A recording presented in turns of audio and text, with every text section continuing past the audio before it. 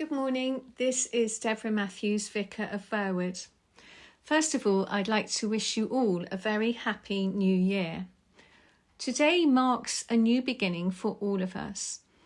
During the year, we have many new beginnings, but the 1st of January is a date that we all share in. It is a time when we invariably think about the new year that we have just entered. Of course, we always need to remember that it is 2023 rather than 2022. And I'm sure that I will write 2022 more than once over these first few days of January. Of course, we tend not to write cheques these days, so that won't be one of my issues.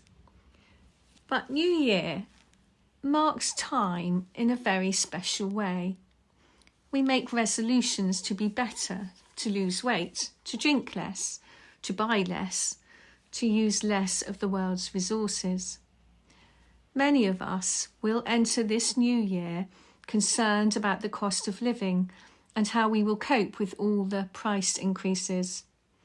Some of us are praying that we will keep well and praying also for loved ones who are unwell at this time. And we mourn for those who do not go into this new year with us.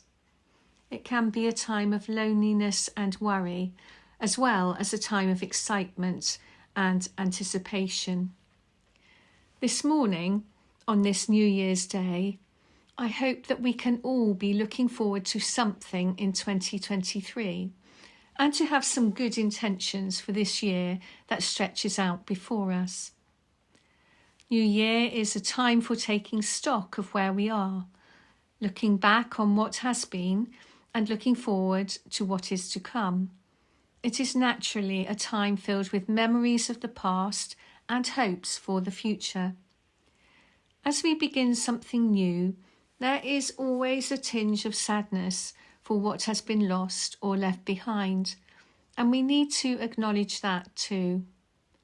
The future is never a completely clear page because we come to it with all of our experiences and relationships of the past. These are what make us who we are at this moment, and so they are always to be valued. But of course, we cannot linger with what has been. We have to move on. Just as Mary had to leave the warmth and the security of the stable to begin her journey with her son, which would eventually lead him to the cross. On the 1st of January, the Church remembers the naming of Jesus and remembers the first shedding of his blood at his circumcision. The incarnate Son was given the name Jesus, Yahweh saves. From before his birth, this child was destined to save. But for now, this Jesus, this name above every name, was a baby, and Mary was preparing to take him to the temple to be named. This had been the most amazing 8 days of Mary's life. She had been told things about her child which she would store up, words to be treasured and pondered over in the years to come, but words which would also have made her fearful for the future. It must have been hard for Mary to think about what these words would mean. Would any of us really want to know what the future holds for us or for our children?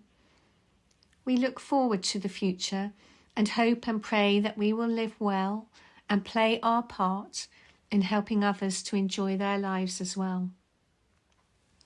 But we know that life can be hard and painful, and the past year has not been an easy one for so many of us. We've been hoping that COVID would have gone by now, with all of the vaccines and care that has been taken to protect us from it. But still people are suffering from COVID and from a nasty version of the flu. The awful situation in Ukraine due to the Russian invasion continues, and people across the planet endure the result of natural disasters.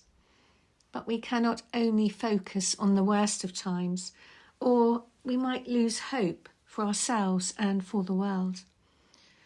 But there is always hope for the future. Faith in God brings us a vision of a world that is possible and of human nature at its very best.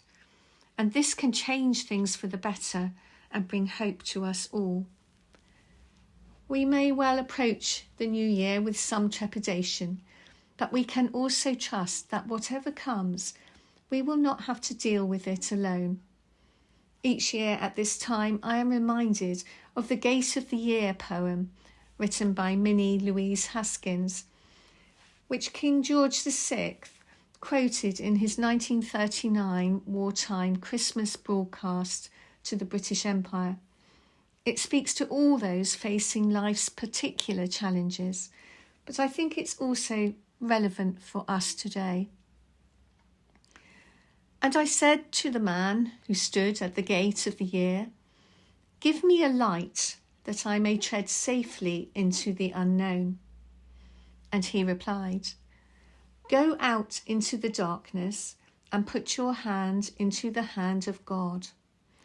That shall be to you better than light and safer than a known way."